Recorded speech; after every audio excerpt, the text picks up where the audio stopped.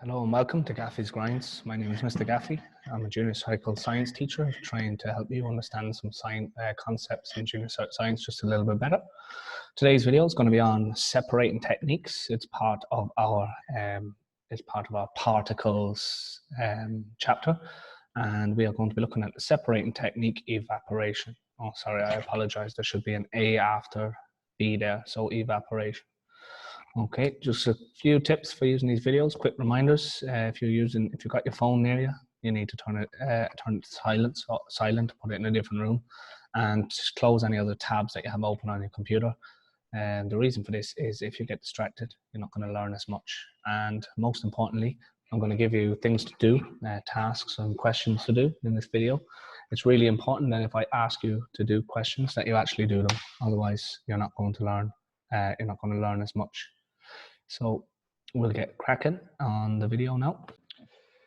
In a previous video, we talked about making a solution. A solution can be made by taking a solvent, which is usually a liquid like water.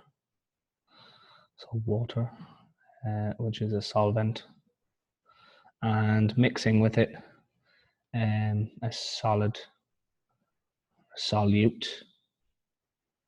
like salt. So we mix these two things together and we get a mixture of salt and water. Salt plus water. We say that the salt dissolves in the water. So it's a mixture of salt and water.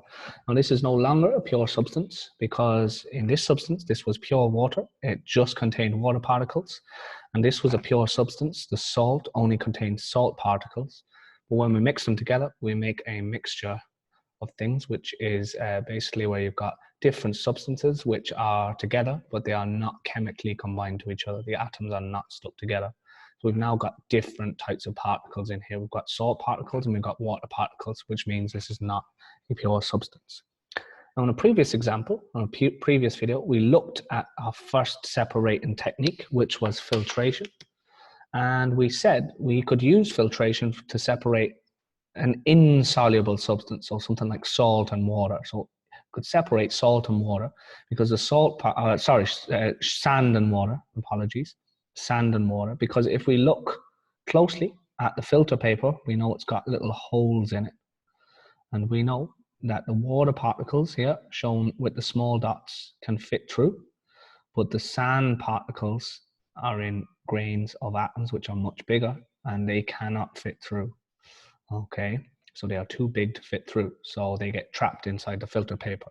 So this is why we can use it to separate an insoluble substance and a liquid.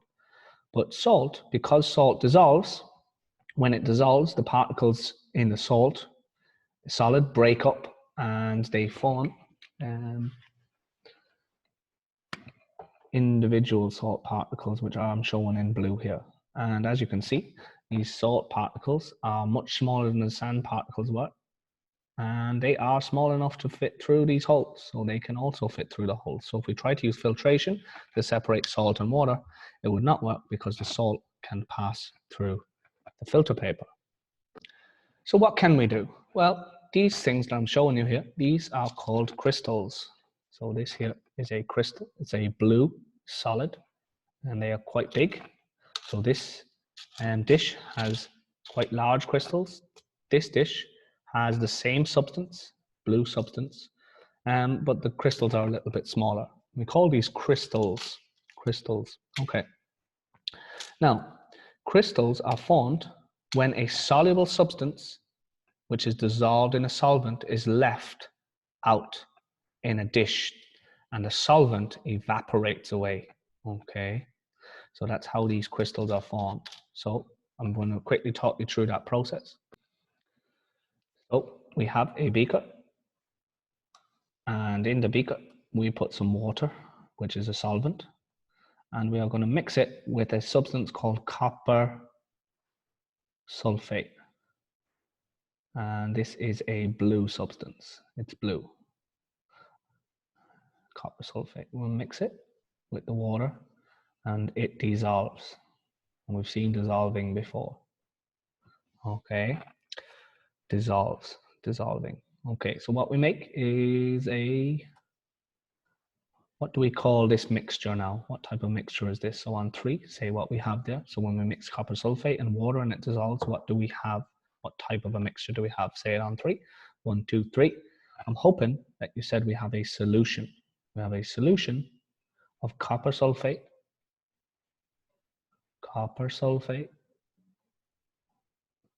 and plus water. It's not a new substance. It is a solution. It is a mixture. So the solution would look all blue then because the copper sulfate is dissolved in the water. It's going to make the water look all blue. It's dissolved. You can't see it solid anymore. It's because it's dissolved. Now, what we could do is we can leave it in a dish. This is a dish. Okay, and in the dish, we can pour in a sample of the copper sulfate solution. So we can take this from over here and we can put it into a dish over here like that. Okay, now in here, we have some copper sulfate particles like that, shown in blue. And we have the water particles or the solvent particles shown in black. Okay. Now, if we were to go up and look at the solid copper sulfate, how would this look? Well, it would be the blue particles and they would be arranged in a solid. So they would have regular arrangement. They would have a repeating pattern, particles in rows like this. Okay. But when we dissolve them, they separate out and they mix with the water particles. We've seen that already in dissolving. Well, what happens here is if we leave this dish on a windowsill like this, is the water particles eventually start to evaporate using energy in the room or in the surroundings. The water particles start to, we call this evaporation. They turn into a gas, they evaporate, okay? Now, the solid particles, copper sulfate particles, they do not evaporate because it takes a lot more energy to get them particles to evaporate and an awful lot more energy. So they stay where they are. Only the water particles evaporate. Okay, so after a time, once the solution or once the water starts to evaporate, the solvent, what starts to happen is we get the solid particles start to come back together in solid form to make crystals. So they turn back into a solid. So all the particles of the solid, of the copper sulfate that were dissolved in the water, when the water evaporates, these particles start to clump back together as solids. We call these solid crystals. Crystals, okay. Now this process is called crystallization. And it happens when we do evaporation. So evaporation we can use to separate a soluble substance like copper sulfate, or we could also use salt, we could use sugar, anything that dissolves. So we can use evaporation to separate a soluble substance from a liquid or a solvent, the water in this case. So the water evaporates and leaves behind the solute. Now, in the laboratory, we can speed this process up. Instead of just leaving it on the windowsill, we can add some extra heat. So we do this by taking a special stand called a tripod. It's called a tripod. Tri means 3, pod means feet. So it would have 3 legs. Now I'm only drawing 2 legs here because it's easier to draw it with 2 legs. And on top of the tripod, we can place things. And underneath, we would use a special kind of a heating flame torch, if you like, but we don't call it a flame torch. We call it a Bunsen burner. So we use it to burn gas and we can make a big flame so we can heat things. So this is a Bunsen burner. Okay, now I'm going to stop. I'm going to turn that over and I want you to draw what I have drawn so far. So pause the video now and try and draw what I have just drawn there. Okay, now you should only be playing the video if you have paused and tried to draw from memory the bit of the diagram that I drew. I'm going to flip it back over now And you can check if you had that correct. So you should have a tripod and a Bunsen burner drawn. It's very important to put the labels in to show what they are. So do that for me now. Put in tripod and Bunsen burner if you didn't have it already. Now on top of that, we can put what's called an evaporating dish. Evaporating dish. And into that dish, we can put our mixture, our solution. We can put in our water, our solution of copper sulfate and water, or salt and water, or sugar and water. And remember, solution has water particles, solvent particles like that. And it also has solute particles. So these would be the copper sulfate or the salt or the sugar or whatever substance is dissolved. Okay, and remember, when we evaporate, we are going to drive off the solvent particles and leave behind the solute particles. And why do we do it like this in the lab with the flame if we don't need to? We can just leave it on the windowsill and it will happen. Well, sometimes we don't have time to wait for ages and ages for stuff to dry on the windowsill or evaporate on the windowsill. So this just speeds up the evaporation. So we boil the water gently and we start making the water evaporate much more quickly. That will make these particles, the solvent particles, turn into a gas much more quickly and speeds up the process. So this is how to do an evaporation.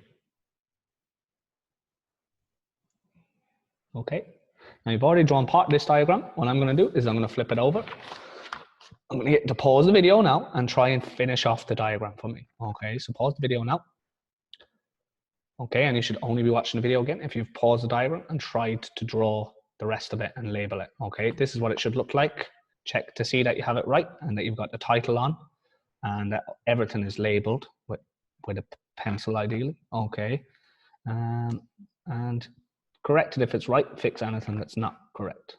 Okay, so that is how we do an evaporation.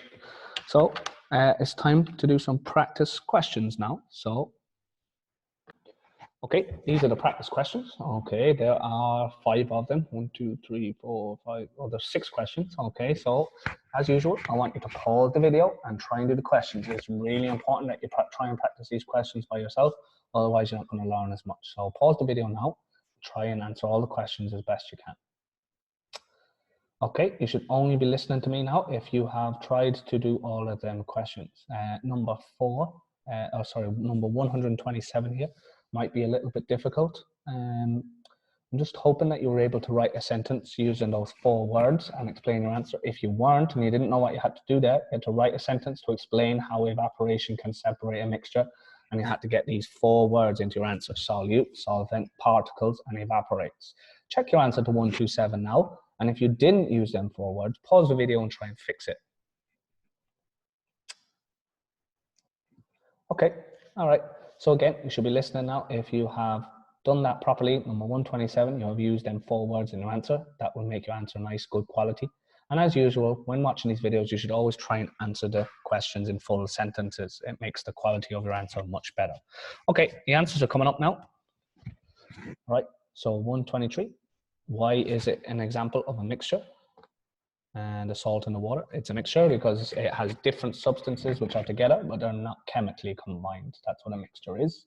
So you're basically given what the definition for a mixture is there. Why is it called a mixture? It's a mixture because it has different substances that are not chemically combined. Just need to go back, sorry. Why is this no longer called a pure substance? Well, it's not a pure substance because it's got more than one type of particle. This has 2 types of particles, the water particles and the salt particles. So it can't be a pure substance anymore.